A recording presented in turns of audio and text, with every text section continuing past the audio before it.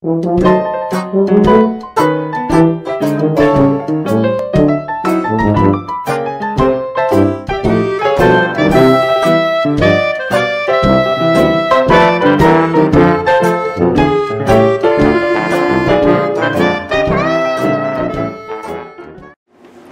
everybody, it's Grandmama.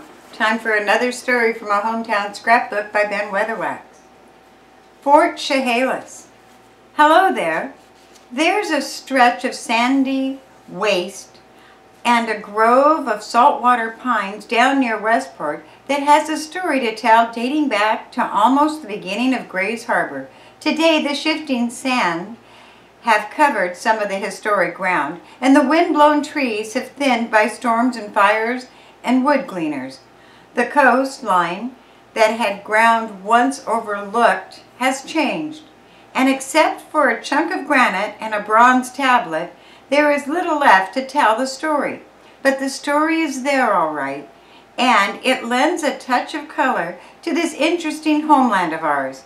Sufficiently interesting, I think, to deserve a page in our hometown scrapbook. It's the story of Fort Chehalis, the farthest west outpost of military order, and it was written in the year of 1860 and 61 by a handful of men in blue uniforms, and even smaller handful of white settlers who were definitely hacking and clearing in the boundless timberless wilderness. And the story has been told in many ways, but the one that we find tonight in our scrapbook is the one that Samuel Ben gave me 20 years ago. It's the story seen through the eyes of the man who lived it. It started with the coming of the little steamer Enterprise to Grays Harbor. The Enterprise was already a veteran cargo hauler when it nosed into the harbor in 1859 and began to run the mail up and down the harbor from Westport, then called Peterson's Point, to Melbourne. Tom Wright was the skipper of the craft, and after building it at Oregon City for the Willamette River trade, and then taking it over the falls at Oregon City, he had it towed to the Puget Sound, where it hauled men and cargo in the Fraser River Gold Rush. When the gold rush fizzled, Tom Wright looked for a new haven for his pocket and settled Grays Harbor on the urging of Tom Carter and Sam Williams, who were trying to promote a town at the mouth of Grays Harbor. The idea was that the Enterprise would haul the mail, take passengers up and down the river, and provide the settlers an outlet for their produce and shipping services for their requirements. But it didn't work. There were too few settlers, and after a few months of trying to make ends meet, Captain Wright tied his boat up at Peterson Point and announced it. There she was, until business picked up. Now, in one of our very first stories in the scrapbook, we found the yarn of Sam Williams, and how he drummed up an Indian uprising and fanned the flames with a little bit of alcohol. Then circulated a petition to the residents of the lower harbor and sent it to the governor asking the company of soldiers to be provided to protect against the native uprising. Sam would have been a Billy Rose if he was alive today. Anyhow, when the governor received the petition on January 16, 1860, asking for military protection for the people of Grays Harbor, he acted promptly. He asked the War Department to provide the protection, and the bugle blew at Fort Steilacoom. Company A of the 4th United States Infantry was ordered to the harbor's mouth to make a station. Things moved a little slowly in those days. Any vision you might have thought of troops saddling up and dashing for the harbor with sabers flashing should be eliminated from this story, because it was not until the 30th of January, 2 weeks later, that Company A started out, and 80 miles that separated Fort Steilacoom from Westport today are a matter of hours in driving, but in 1860 it was a 12-day trip.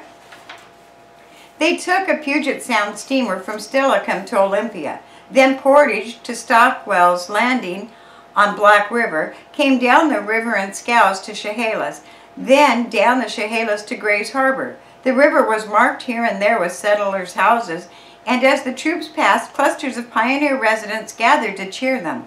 Sam Ben stood with his growing family on the banks of the river at Melbourne to watch the scows come downstream. Below the river mouth, the scows were taken in tow by the Enterprise. The train of river traffic moved down the harbor past what would be today the cities of Hoquiam and Aberdeen, to finally come rest in the lagoon at the point where the Enterprise took shelter from the open harbor. Company A was commanded by Captain Maurice Maloney. Lieutenant August Coutts was an executive officer, and it boasted one other commission, Dr. Wirtz. The troops arrived at the point on the 11th of February. It was not a severe winter, nor was it a balmy one on the wind-swept stretch of sand that stunted trees where they were in the bioclave, but there were no quarters for them. The tents were erected while Captain Maloney went about the business of procuring building and compound through the involved government process. After considerable dickering, the contract was let for the main barracks building and 4 smaller structures for the officers' quarters. The man who had taken the contract was not a builder, but rather a promoter, of which the West had its full share. And he searched for skilled mechanics to supervise the work of building the fort. Someone told him that there was a young farmer named Sam Ben up at Melbourne who had been a carpenter in New York. One of his trips downriver, the contractor dropped in on Sam, and they made a deal. Sam Ben would supervise the construction, while lumber was being rafted down the stream from the Armstrong sawmill near Oakville. Sam Ben and a few of the Peterson Point residents laid out the fort according to Captain Maloney's schedules. The main building was to be 40 by 100 and would provide space for the barracks, mess hall, and orderly room. It would be flanked by the 4 smaller buildings, 1 for each officer and 1 for the company officer. All would be built in Armstrong's lumber.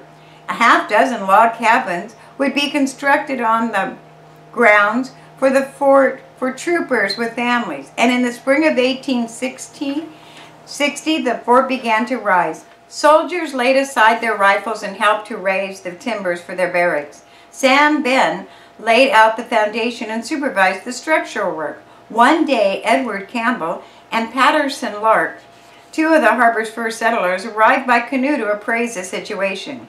They proposed to make the brick chimney for the buildings, and they estimated the lumber required.